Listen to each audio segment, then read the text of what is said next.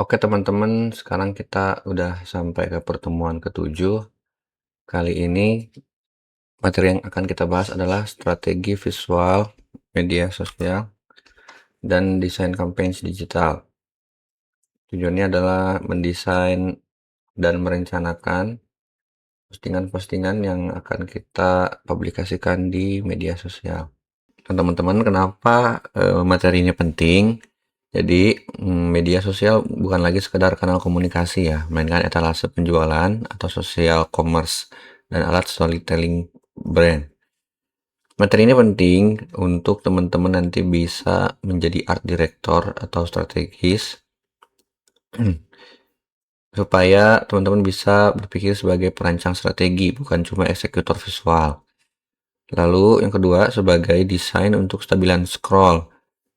Nah, di sini kita akan mempelajari bagaimana supaya audiens dapat bertahan di postingan kita, dapat tetap tertarik dan melakukan scroll pada carousel yang akan kita bikin. Seperti yang kita ketahui, kalau attention span orang zaman sekarang itu sangat-sangat pendek ya, kisaran 1 sampai 3 detik. Jadi dalam waktu seperti itu kita harus bisa memikat audiens tetap ada di postingan dan melakukan action, yaitu slide carousel dan membaca sampai akhir. Untuk yang ketiga adalah sebagai konsistensi visual supaya bisa menjaga identitas brand di berbagai format yang memiliki postingan dengan yang memiliki posting dengan frekuensi tinggi. Dan di sini ada sebuah quotes, desain yang indah tapi tidak dilihat atau tidak mendorong aksi tidak banyak berguna bagi bisnis. Desain untuk media sosial harus estetik dan fungsional. Jadi jangan cuma bagus doang, tapi harus fungsional, menghasilkan action, menghasilkan engage, dan bisa menyampaikan pesan yang ingin disampaikan oleh perusahaan pada audiens. Oke, bagian kerangka strategi di sini ada yang disebut content pillar dan visual identity. Kita tahu ya, konten pilar itu adalah sebagai struktur atau pondasi dasar jenis konten apa yang akan kita posting di sosial media kita. Nanti kita akan bahas lebih dalam lagi ada apa aja isi dari konten pilar. Untuk sekarang kita akan bahas dulu elemen dasar yang harus ditentukan sebelum mendesain satu postingan. Di sini ada elemen pertama yaitu brand personality. Nah, ini udah sebagian besar udah kita singgung di pertemuan-pertemuan sebelumnya. Seperti contoh di sini ada brand personality, bagaimana brand kita disampaikan pada audiens, entah itu playful, luxury, minimalis, bold, dan sebagainya. Lalu juga ada color palette-nya. Kalau minggu lalu kita membuat GSM atau grafik standar, di sini juga akan kita pakai. Salah satunya kan adalah color palette. Nah, di sini ada satu warna dominan, 1 sampai 2 warna aksen, dan satu warna netral. Lalu tipografi maksimal typeface di bagian untuk display 1 dan untuk bodinya 1. Lalu content filler yang akan berisikan kategori-kategori dari postingan kita. Di sini kita bisa pakai 3 sampai 5 kategori. Contohnya ada kategori edukasi, promosi, testimoni, behind the scene, sama konten-konten yang engagementnya bagus, engageable.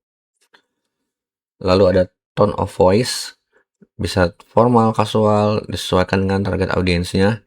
Nah, ingat ya, kemarin kalau tone of voice di video kan tentu aja suara penyampainya atau suara dubbingnya. Kalau di desain tone of voice itu kita bisa ekspresikan dengan tipografi. Formal casual kita bisa pakai yang sans serif atau yang serif. Bisa kalau playful kita bisa pakai yang lebih handwriting atau display seperti itu. Di sini ada kerangka strategi selanjutnya yaitu grid planning, feed sebagai satu kesatuan. Nah, di sini menggambarkan feed dari sosial media kita itu membentuk suatu pola. Feed bukan kumpulan postingan lepas, melainkan satu kanvas besar. 4 teknik grid yang umum digunakan ada yang pertama row base grid atau berbentuk baris ya. Jadi 3 postingan berturut-turut membentuk satu tema warna. Contohnya seperti visual ini. Postingan 3 terakhirnya warna merah, 3 sebelumnya biru, 3 sebelumnya kuning. Jadi hasilnya nanti akan membentuk row atau baris di feed sosial media kita. Lalu ada checkboard grid. Yang ini biasanya lebih mudah ya dilakukan karena saat postingnya saat postingnya nambah satu, dia akan tetap berbentuk checkboard. Hanya aja warnanya akan bertukar, yang tadi biru jadi merah. Lalu ada yang column grid. Column grid ini kebalikan dari row base grid tadi. Kalau row itu ke horizontal polanya, kalau yang column grid ini polanya ke bawah ya. Jadi cara postingnya adalah posting 1, posting 2, posting ketiga, lalu diulang posting 1, posting kedua, posting ketiga. Oke. Bedanya kalau yang row base tuh cara postingnya adalah posting yang tema 1, tema 1, tema 1, tema 2, tema 2, tema 2, tema 3, tema 3, tema 3. Lalu ada juga puzzle grid. Puzzle grid ini tidak berbentuk baris atau kolom, tapi dia bisa aja satu gambar ini dipecah menjadi 4 kali posting. Contohnya seperti puzzle grid yang warna merah ini. Ini akan memiliki satu tema dalam 4 postingan yang berbeda. Bisa juga langsung 6, bisa juga 6-nya horizontal atau 6-nya ke vertikal ke bawah. Kalau ini cara postingnya lumayan lebih rumit ya. Karena kalau ada satu postingan ganjil masuk yang baru, ini akan kegeser semuanya. Jadi kalau puzzle grid ini biasanya diposting langsung sepola. Misalkan satu polanya 3 posting, berarti sekali posting 3. Oke, next. Di sini kita akan melihat pembagian dari jenis-jenis konten yang kita posting di sosial media. Misalkan di sini contohnya ada ritme 3 kali posting per minggu dengan porsi yang seperti ini. 40% kontennya edukatif atau informatif, yaitu seperti contohnya ada tips, ada insight, ada edukasi produk dan layanan, bisa juga edukasi hal lain yang berhubungan dengan layanannya ya. Lalu untuk yang kedua ada 30% promosi atau produk, ada penawaran, peluncuran produk baru, ada campaign baru, atau diskon-diskon juga bisa. Lalu ada 20% dari konten jenis engagement. Ini bisa berupa polling, Q&A, konten UGC. Konten UGC itu contohnya seperti kemarin yang sempat viral itu adalah iklan Rinso ya. Jadi dia kontennya dari POV anak yang kos, tiba-tiba nemu tempat self laundry, dikasih sabun Rinso, terus dia nyuci sendiri di loteng. Nah itu POV-nya kan dari penggunanya ya, jadi user generic content. Salah satu konten yang engagement cukup bagus. Lalu ada 10% dari branding atau nilai. Ini bisa berupa cerita brand, bisa berupa nilai-nilai perusahaan, budaya kerja, bisa juga bisa digabung nih antara brand sama nilai ini sama UGC yang sekarang lagi ramai itu konten POV karyawan di tempat perusahaan itu sendiri. Itu juga bisa termasuk branding, tapi yang dikombinasikan dengan UGC. Selanjutnya ada anatomi format konten dari microblog atau single post. Post tunggal berbasis teks pendek plus visual pendukung, mirip kutipan atau insight singkat. Nah, untuk struktur visual yang efektif itu ada 4 ya. Yang pertama ada hooknya, kalimat pembuka besar kontras. Nah ini bisa juga kita sebut sebagai headline. Yang kedua adalah supporting text, ukurannya lebih kecil, opsional. Di sini bisa juga disebut subheadline. Ketiga ada elemen visual pendukung, icon, atau ilustrasi foto. Yang 4, brand mark, logo kecil di posisi konsisten. Nah, di sini mungkin kita akan lihat dulu contohnya. Transition, oke. Nah, kita ambil contoh dari sini aja ya. Ada IG-nya Roti Oh yang ini. Nah, kita bedah sedikit. Wait. Screen, oke. Yang pertama ada hook atau kalimat pembuka yang besar kontras. Di sini mereka membuat, sorry, saya tampilin dulu Epic Pen-nya.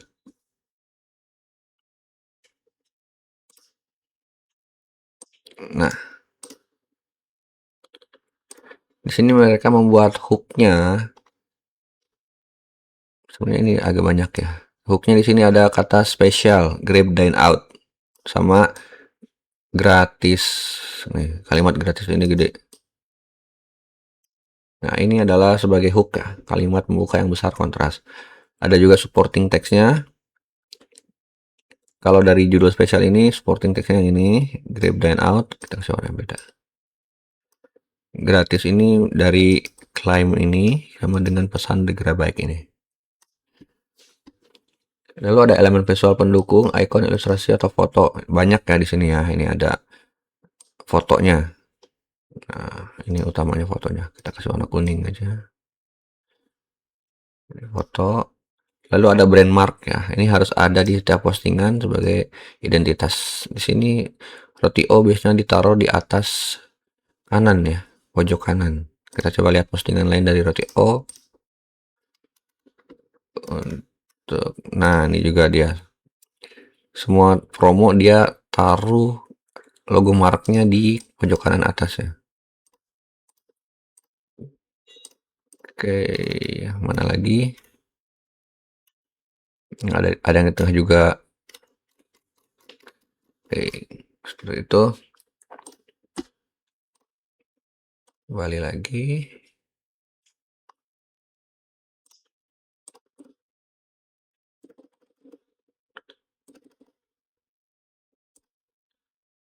Nah, sekarang kembali ke prinsip desain yang udah kita pelajari di pertemuan sebelumnya.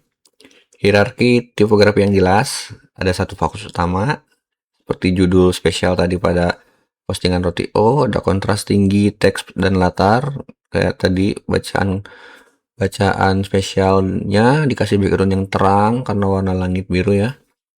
Lalu maksimal 3 elemen visual per frame, rule of simplicity. Nah, ini bisa kalian pakai supaya mata pembacanya nggak lelah ya. Sama juga sama white space. Sekarang untuk yang carousel. Kalau yang ini untuk yang single post, ini untuk yang carousel. Anatomi format yang single post ini bisa teman-teman pakai juga di carousel untuk slide pertamanya sebagai hook yang kuat dan janji-janji nilai misalkan. Lalu untuk slide 2-4-nya biasanya itu berisi konten utamanya. Di sini kalau slide gini kan biasanya antara storytelling atau tutorial atau apapun itu yang memerlukan penjelasan yang panjang. Jadi isinya biasanya bisa 2-3 slide sehingga dipecah-pecah ya. Lalu slide selanjutnya ini kita nggak usah berpatokan pada angka yang ada di sini ya, karena setiap postingan akan berbeda-beda panjangnya. Bisa jadi 2 slide, bisa jadi 3 slide, bisa jadi 4 slide. Jadi kita anggap aja ini slide selanjutnya, slide selanjutnya. Lalu ada bukti, data, contoh, atau bisa juga teman-teman masukin di sini testimonial ya kalau emang berupa produk. Di slide akhirnya ada call to action. Tentu aja setiap postingan kita kan intinya untuk mendapatkan leads atau konversi juga.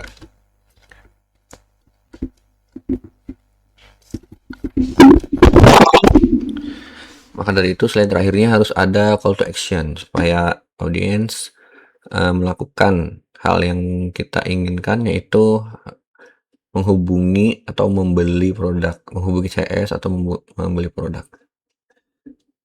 Tergantung apa yang kalian pasarkan ya. Prinsip kunci dari carousel, visual continuity antar slide. Maksudnya adalah slide 1, 2, 3, 4, dan selanjutnya tuh nyambung ya. Kalaupun nggak nyambung secara objek yang dipotong sehingga di slide-nya nyambung, bisa juga nyambungnya secara warna atau tone-nya. Atau mungkin nyambung secara penjelasannya. Jangan sampai antar slide-nya nggak ada continuity. Slide 1 bahas A, tiba-tiba slide 2-nya udah berubah dibahas yang lain. Lalu ada progress queue, nomor progress bar. Nah, ini opsional sebenarnya. Teman-teman bisa kasih progress queue-nya berupa titik-titik atau tulisan kecil di pojok kiri kanan bawah, misalkan slide 1/3, 2/3 gitu. Progress queue. Lalu ada cover slide yang kuat. Contohnya seperti thumbnail YouTube ya. Tadi saya udah bilang format yang single post ini bisa teman-teman terapkan di bagian cover atau slide 1 di carousel. CTA terakhir harus spesifik dan jelas. Nah, di sini harus spesifik, maksudnya kayak gimana? Kalau misalkan carousel ini tentang, katakanlah tentang kopi. Nah, kopinya cuma bahas tentang kopi gula aren. Nah, slide 2, 3, 4-nya kan isinya penjelasannya atau historinya. Nah, di slide akhir itu harus spesifik, nyambung sama bahasan utamanya, yaitu ayo pesan gula aren sekarang, hubungi ini gitu, atau buka aplikasi kopiku gitu. Nah, jadi harus nyambung ya, harus spesifik. Kalau bahasan utamanya kopi gula aren, maka slide akhirnya juga kopi gula aren gitu. Selanjutnya ada anatomi atau format untuk story. Nah, durasi tayang 15-24 jam dirancang untuk interaksi cepat dan personal. Ayo, skip. Oke, untuk elemen kuncinya, yang pertama ada format vertikal. Format vertikal yang kita tahu itu kayak kita pegang HP berdiri ya, itu adalah 9:16. Atau untuk angka spesifik dalam pixel, biasanya dipakaikan 1080 kali 1920 pixel. 1080 kali 1920 pixel. Dengan save zone 250 pixel bagian atas atau bawah. Selain bagian atas atau bawah, kita tahu kalau oh iya, betul kan, atas bawah. Sorry. Nah, oke.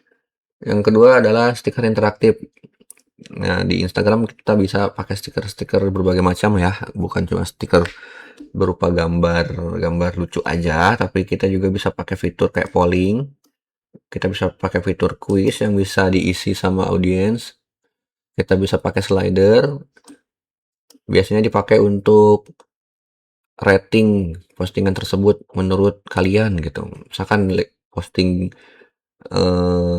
seblak, nah di situ bisa pakai slider yang bisa digeser sama audiensnya, seberapa suka kamu sama seblak gitu, udah digeser sama dia slider. Terus yang ketiga ada template branded. Nah, di sini ada frame, warna, font konsisten. Nah, ini yang udah kita buat di GSM kemarin, bisa diterapkan di sini. Selanjutnya ada link stiker di area yang mudah dijangkau ibu jari. Nah, kenapa link stiker ini harus di area yang mudah dijangkau ibu jari? Supaya nggak PR aja ya, pegel harus geser ke atas gitu buat ngeklik link doang. Makanya biasanya stiker link itu ditaruhnya di pojok sini, kanan bawah, atau memanjang seperti ini juga bisa di bawah. Oke.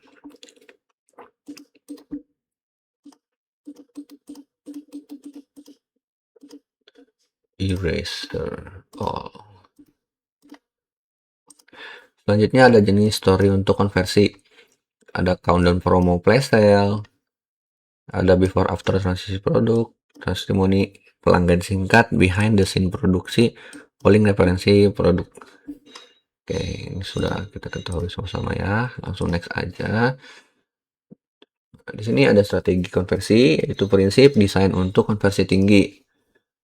Estetika tanpa strategi konversi hanya menghasilkan like tanpa hasil bisnis. Oke, tentu aja dengan postingan ini kita sebagai pebisnis berharapnya akan jadi konversi dan jadi deals. Yang pertama ada visual hierarki. Visual hierarki ini udah kita bahas di pertemuan kedua apa ya? Satu atau dua. Dimana di sini kita pakai visual hierarki yang pakai pola F pattern atau Z pattern, yaitu bagaimana cara orang atau audiens melihat postingan kita kayak dari arah kiri atas ke kanan atas ke bawah, lalu kiri bawah ke kanan bawah, atau dari kiri atas ke kanan bawah langsung ke kiri bawah ke kanan bawah. Jadi kita bisa menempatkan judul atau headline. Kita tempatkan headline di sini, lalu turun ke bawah sub headline, deskripsi di sini. Atau headline di sini. Di sini ada objek lain, di sini ada info ketiga, ini ada info keempat di sini. Selanjutnya ada psikologi warna. Nah, CTA harus kontrasnya tinggi, warna hangat, dan urgensi. Nah, misalnya dalam satu postingan udah ada headline, sub headline, ada foto, ada info utama. Nah, di sini call to action biasanya dibuat lebih kontras, lebih tebal. Nah, jadi kayak bentuk tombol kah, atau dikasih stroke sama shadow kalau itu tulisan, seperti itu. Lalu copywriting visual, headline-nya langsung to the point ya, di kata aksi yang jelas. Misalkan di sini ada promo, nah, seperti itu. Promo apa? Misalkan promo buy one get one, B1G1. Nah, gitu, langsung aksi jelas. Social proof, salah satunya adalah testimoni. Misalkan masih masukin testimoni. Lalu ada konsisten sama dengan trust. Nah, tampilan konsisten meningkatkan brand recall. Maksudnya, karena di postingan satu kita pakai identitas warna biru dan postingan selanjutnya juga warna biru, jadi kapanpun audiens melihat postingan kita dengan warna yang sama, warna biru dan logo yang sama, mereka akan merecall atau mengingat kembali bahwa oh, brand ini emang warnanya seperti ini dan ternyata jualannya ini gitu. Lalu sistem desain berikutnya adalah membangun desain sistem yang scalable. Nah, agar konten berkala tidak kehabisan ide dan tetap konsisten, ada 4 hal yang perlu kita ketahui, yaitu yang pertama adalah master template, yaitu komponen reusable kayak warna, format, icon sebagai library. Bisa kita taruh di Figma atau di Canva atau di Adobe. Atau kalau misalkan kalian pakainya offline, kalian juga bisa gunakan folder tersendiri. Bisa kalian kasih nama aset gitu. Nah, ini biasanya aset ini isinya logo, icon yang biasa dipakai. Misalkan kita balik lagi ke kopi tadi, misalkan kalian punya PNG gambar cup, PNG gambar biji kopi, PNG gambar apa lagi ya, mesin kopi atau apa gitu. Pokoknya aset-aset atau grafis-grafis yang sering kalian pakai berulang dalam desain kalian.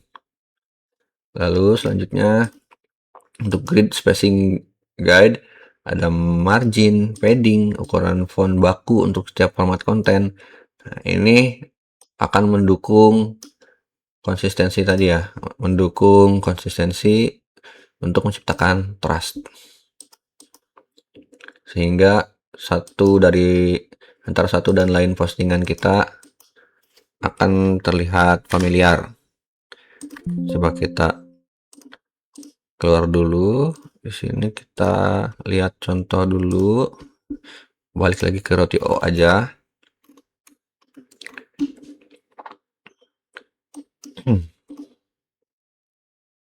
Di sini margin padding dan ukuran fontnya udah baku ya. Contohnya seperti Gojek Hook ini ukurannya sebesar ini. Di postingan yang lainnya Nyupik juga ukurannya sama ya. Ini juga 99-nya juga ukurannya sama. Jadi ada konsistensi di sini. Oke, kembali ke PPT.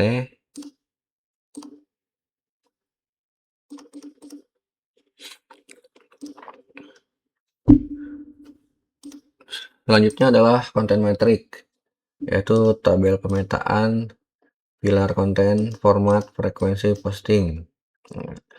Di sini biasanya akan dituliskan jadwal posting, judul posting, kategori posting, statusnya apa udah diposting atau masih dalam pengerjaan editing. Jadi bikin tabel aja. Di sini misalkan tanggal. Di sini konten apa? Konten. Di sini format misalkan. Formatnya page story, apa posting, apa carousel. Nanti dibikin tabel lagi di sini misalkan status ya, status udah dibuat atau masih produksi.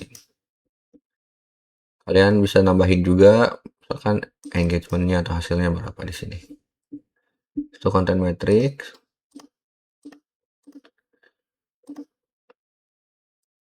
Nah, sekarang di sini ada style, tile, atau title mood board.